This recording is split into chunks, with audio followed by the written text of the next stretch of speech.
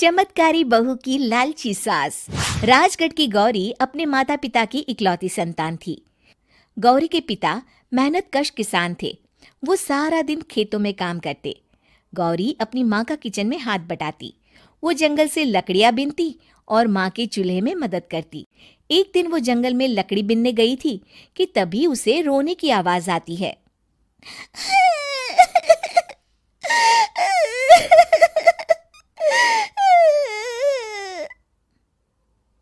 अरे, यहाँ कौन रो रहा है? इस जंगल में भला किसी के रोने की आवाज? जरूर कोई जंगल में फंस गया होगा। वो देखती है तो उसे एक परी दिखाई देती है जिसका एक पंख टूटा होता है। अरे, तुम कौन हो और क्यों रो रही हो? मैं परीलोक की रानी हूँ। पृथ्वीलोक में घूमने आई थी, लेकिन देखो ना, मेरे पंख ही टूट गए। अब मैं कैसे उड़ान भरूंगी? अरे, इसे जोड़ना तो आसान है। रुको, मैं अभी जोड़ देती हूँ। ये कहकर गौरी लकड़ी और रस्सी की सहायता से पंखों को जोड़ देती है।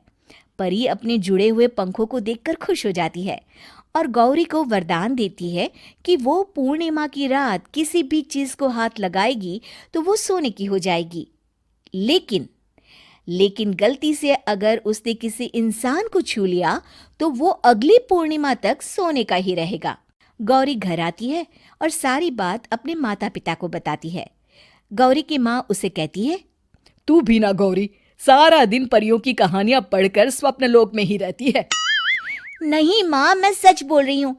देखो, आज पूर्णिमा की रात है ना, इसलिए डर के मारे मैं कोई सामान भी नहीं छू रही हूँ।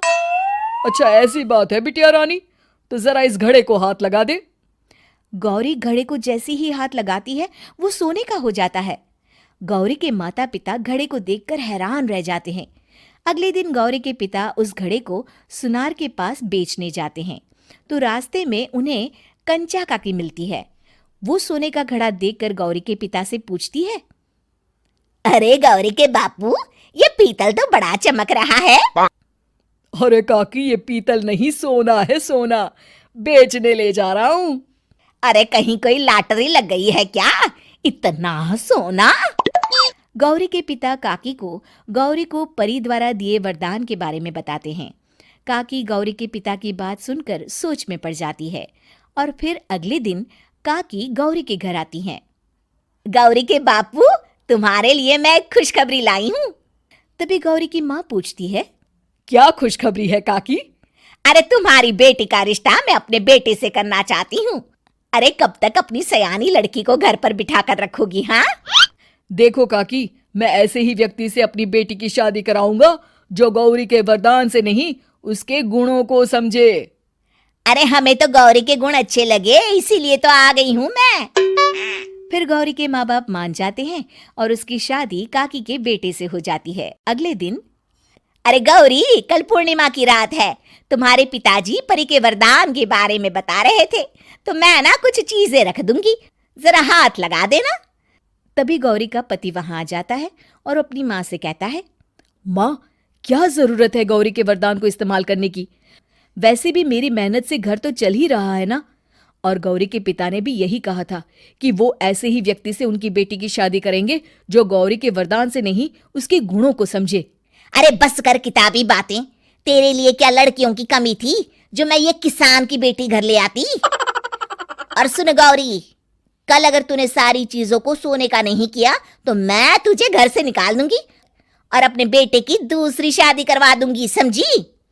इतना कहकर गौरी की सास वहां से चली जाती है। अगली पूर्णिमा की रात गौरी की सास गौरी के सामने ढेर सारे बर्तन रख देती है और कहती है, जल्दी कर गौरी, रात खत्म हो जाएगी। जल्दी जल्दी इन सारे बर्तनों को हाथ लगाकर सोने का कर दे। गौरी करती भी तो क्या, वो जैसे ही एक छोटे से बर्तन को छूने वाली होती है कि उसकी सास भड़क जाती है। क्या मजाक बना रखा है? इतने छोटे से बर्तन में क्या होगा? ये ले, ये बड़ा वाला बर्तन। जैसे ही बड़ा सा बर्तन लेकर गौरी की सास उसकी तरफ बढ़ती है, वैसे ही बर्तन के बाहर से वो धड़ाम से गिर जाती है। सास को गिरा देख गौरी उन्हें संभालने दौड़ती है और वो सास को हाथ लगाकर कहती है, अरे सासू माँ, क्या हो गया आपको? कहीं चोट तो नहीं लगी ना? लेकिन जैसे ही वो हाथ सास से हटाती है तो देखती है कि उसकी सास सोने की हो गई है। गौरी सोनी की सास को देखकर रोने लगती है और अपने पति से कहती है, मुझे परी ने कहा था कि अगर मैं किसी इंसान को हाथ लगाती हूँ तो वो अगली पूर्णिमा तक सोने का ही रहेगा। अब मैं क्या करूँ? अरे करना क्या है, माँ को उठाकर अलमारी में रख दो। और हाँ, लालच का फल बुरा ही होता है। ज्यादा बड़े बर्तन को सोने का बनाने के चक्कर में माँ का ये हाल हुआ है। ये कहकर वो दोनों माँ की तरफ देखने लगते हैं।